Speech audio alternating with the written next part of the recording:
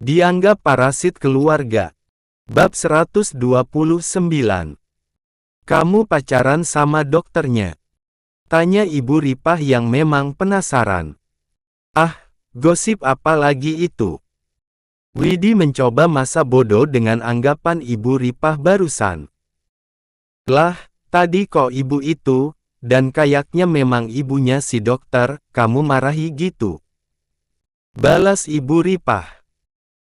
Sekretaris Lim yang sudah tidak bisa mendengar obrolan Widi dan Ibu Ripah yang tengah membahas hubungan Widi dan Dokter Andri, juga jadi kepo.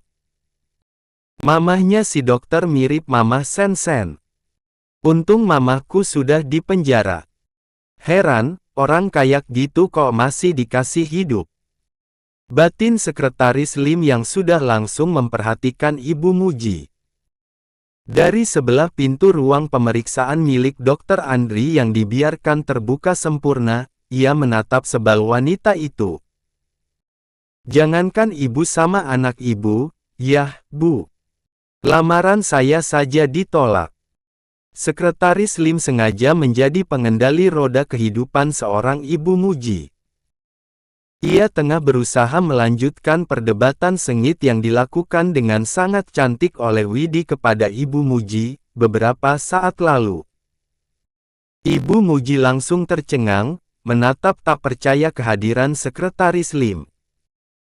Sementara di sebelahnya dan baru ia tatap, sang putra tampak jauh lebih tenang, meski jika dilihat dari ekspresinya, Dokter Andri juga tak kalah terkejut. Sejak penolakan itu, saya sudah langsung curiga, pasti ada yang sudah bikin gara-gara dan sampai bikin Widi trauma.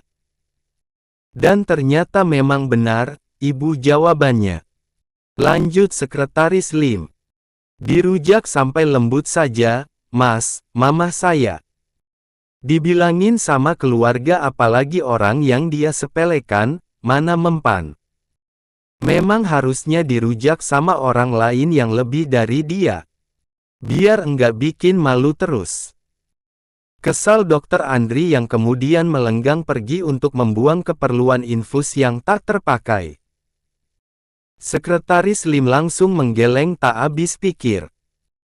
Ia berangsur bersedekap, dan memang siap merujak Ibu Muji hingga lembut sesuai permintaan Dokter Andri. Sekarang lawan ibu saya, tegasnya.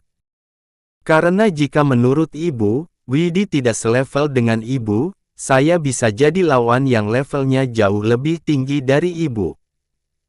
Sudah, sekarang mau ibu apa? Saya ladenin mumpung saya belum kembali ke Jakarta. Lanjut Sekretaris Lim. Ibu Muji tetap diam dan kemudian menunduk dalam. Jangan ikut campurlah kalau enggak tahu duduk permasalahannya. Tentu saya akan ikut campur karena seperti yang saya bilang tadi, lamaran saya ditolak gara-gara ibu. Tegas Sekretaris Lim berusaha membuat Ibu Muji jera. Wanita itu langsung sibuk menghindari tatapannya dan terlihat sudah langsung takut. Pria berkemeja putih dipadukan dengan celana panjang warna abu-abu rapi khas orang kantoran di sebelahnya, dirasa Ibu Muji memang bukan orang biasa. Dari fisiknya yang bersih dan tampan, itu tampang fisik orang kaya. Apalagi, Sekretaris Lim juga terlihat jelas masih berdarah Chinese. Tapi masa iya, ada Cina yang mau sama Widi? Dari mana ceritanya? Namun andai pun Widi nyewa nih orang buat ngerjain aku, si Widi duit dari mana? Batin Ibu Muji lagi makin berpikir keras.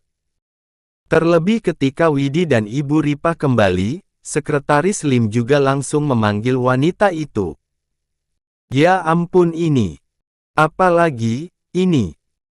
Masalah baru. Batin Widi yang belum apa-apa sudah sibuk menelan ludah karena merasa sangat tak habis pikir. Kamu menolak lamaran saya gara-gara ibu-ibu ini. Todong Sekretaris Lim masih bersedekap sekaligus menyikapi keadaan dengan tegas. Dokter Andri yang duduk di kursi kerjanya langsung bengong menatap Widi karena ia memang menunggu tanggapan wanita itu. Benarkah pria kaya yang kemarin sore muntaber dan memang sempat diurus Widi, sudah sempat melamarnya? Widi langsung memelotot syok. Masa iya, harus sejujur ini? Lirihnya merasa ngenes sekaligus tertekan. Ya enggak apa-apa.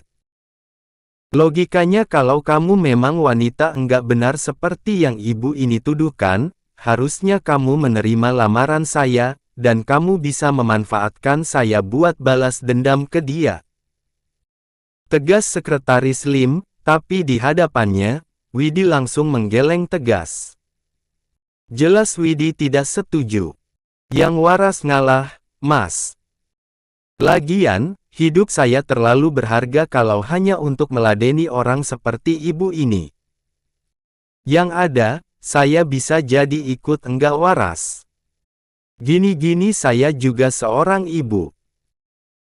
Saya ingin tetap menjadi ibu yang baik tanpa harus merampas kebahagiaan darah daging saya sendiri hanya karena ego sekaligus pemikiran saya yang kolot bin kuno. Yakin Widi. Sekretaris Lim yang menyimak, berangsur mengalihkan perhatian apalagi tatapannya kepada Ibu Muji. Ibu dengar, kan? Ucapnya memastikan, tapi yang diajak bicara tidak menjawab dan perlahan malah pergi, keluar dari ruang pemeriksaan di ruang kerja Dr. Andri. Kalau mama saya sudah keterlaluan, sudah langsung dirujak saja. Soalnya kalau sama keluarga, dia beneran enggak mau dengar, selain saya yang enggak mungkin ngamuk-ngamuk hanya agar ucapan saya didengar sama mama saya sendiri. Ucap Dr. Andri yang kemudian juga disusul minta maaf. Permintaan maaf yang sungguh dalam sekaligus berat. Widi tidak menjawab, dan memilih fokus memberi Pak Mul yang ketiduran, makan. Ia membangunkan pria itu, menuntunnya makan bubur ayam yang ia beli. Pinjam kursi, ucap Sekretaris Lim yang mengambil kursi di depan Dr. Andri. Ia menggunakan kursi tersebut untuk duduk Ibu Ripah. Bentar lagi pindah ke ruang rawat, ucap Dr. Andri yang juga berdalih, ruang rawat untuk Pak Mul sedang disiapkan. Minimal sehari semalam, Pak Mul wajib opname mengingat keadaan Pak Mul yang sudah ringkih. Namun, baik Widi termasuk Sekretaris Lim, tidak ada yang menjawab. Termasuk itu ketika Sekretaris Lim mengambil kursi di hadapan Dr. Andri yang masih tersisa untuk Widi duduk, suasana di sana tetap saja hening lantaran semuanya kompak diam. Widi, Mbak. Pesan tanggung dari Widi membuat Sofia yang tengah memperhatikan kedua wajah bayinya dan masing-masing ada di ranjang bayi, langsung terjaga. Mbak Sofia, iya, kenapa? Aman, kan? Widi, enggak, Mbak. Soalnya si Lim bilang, dia mau nunggu. Membaca itu, Sofia langsung menahan tawanya demi keamanan jahitan di jalan lahirnya, juga keamanan bersama. Apalagi di tempat tidurnya dan Kalandra, Aidan tak kalah pulas dari kedua adiknya. Ya Allah, angkatlah setiap musibah dari keluarga hamba. Tolong biarkan Widi bahagia, tanpa peduli masa lalunya karena kini, dia benar-benar sudah berubah. Batin Sofia. Mbak Sofia, alhamdulillah kalau gitu, Widi, kok alhamdulillah sih, Mbak? Mbak tolongin aku beneran enggak mau nikah lagi. Mbak Sofia, ya memang alhamdulillah. Dari yang selevel Agus, terus kamu ditipu Fajar Pongah, terus ada Pak Haji juga, dan terakhir Dr. Andri yang sangat baik tapi mamahnya Tayai, sekarang kamu dapat yang lebih. Malahan, dia juga sanggup tunggu. Widi, tapi memang enggak apa-apa sih ya, Mbak. Lagian, siapa juga yang tahan nunggu lama-lama? Paling ujung-ujungnya jenuh terus nyerah. Mbak Sofia, ya kita lihat saja, siapa tahu Lim satu di antara orang yang sukses dalam menjalani penantian. Widih, MBAAAAAAKKKKKKKK. Sofia terkikik karena ia sudah bisa membayangkan ekspresi panik sekaligus takut Widih sekarang. Namun, ia masih sanggup membalas pesan adiknya itu. Mbak Sofia, daripada sama Mbah Haji. Jadi ketiga, mbahnya mau katarak juga. Bahkan dia ngaku sendiri, hati dan kehidupannya ditakdirkan untuk menjadi musafir cinta yang mengabdi kepada janda-janda cantik di muka bumi ini. Di depan ruang rawat Ibu Ripah dan Pak Mul dirawat, Widih yang duduk gelisah sambil memangku Salwa yang tak lagi tidur, diam-diam melirik Sekretaris Lim. Di tempat duduk tunggu sebelah sana, Sekretaris Lim tengah berbincang serius mengurus pekerjaan. Namun sesekali, pria itu akan menatapnya, dan itu membuat Widih sangat gugup. Jadi, kira-kira, Sekretaris Lim siap menunggu berapa lama? Kalandra memasuki kamarnya dengan keletihan yang tak bisa ia singkirkan. Namun, melihat sang istri yang langsung tersenyum ceria bahkan sampai menghampirinya, rasa letih itu perlahan hilang. Pah! Kalandra membiarkan tas kerjanya diambil Sofia. Wanita itu berangsur pergi, dan Kalandra tahu Sofia akan meletakkan tas kerjanya di meja, tapi ia sengaja menahannya dan malah mendekap istrinya itu dari belakang. Tak hanya itu, karena ia juga sampai bersandar manja hingga Sofia jadi agak sempoyongan karena keberatan. Pah! Sumpah, kalau terus dilanjut, ini bisa nyungsep bareng. Keluh Sofia was-was. Duh, yang. Dari abis asyar, punggungku berasa digelendoti 3 jihan. Rengek Kalandra benar-benar manja. Mendengar itu, Sofia langsung tertawa. Gimana ceritanya? Satu saja aku enggak yakin papa kuat. Lah ini 3. Ujarnya yang lagi-lagi tertawa.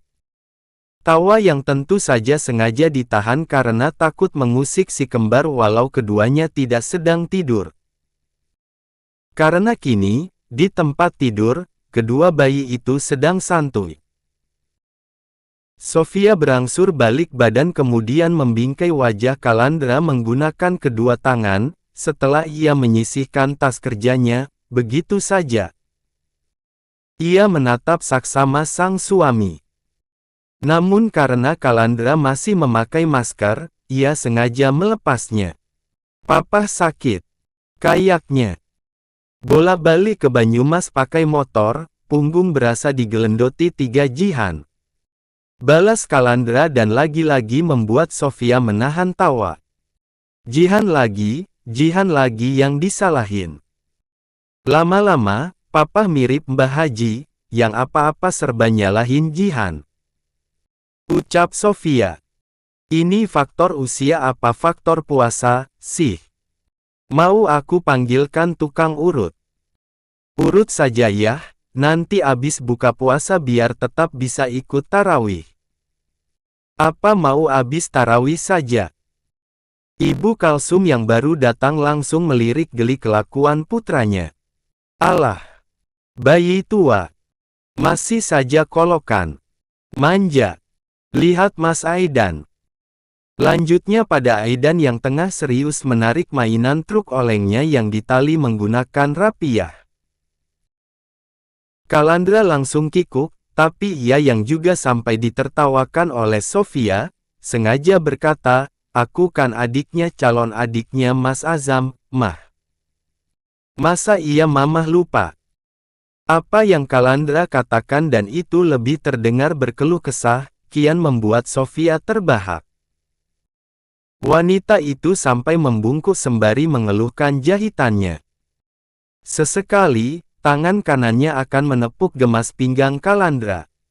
Berarti mas anak piiknya Mbak Sofia. Ucap Ibu Kalsum yang tentu saja menyindir. Ya iya. Anak paling muda pokoknya. Balas Kalandra.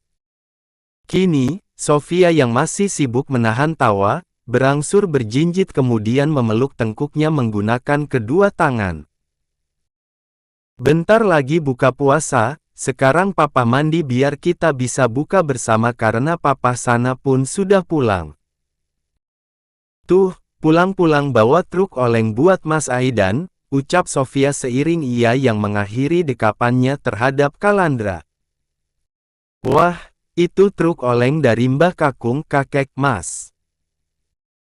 Kalandra buru-buru duduk, mengamati truk oleng berukuran besar dan sampai diberi nama Aidan secara khusus, dengan saksama.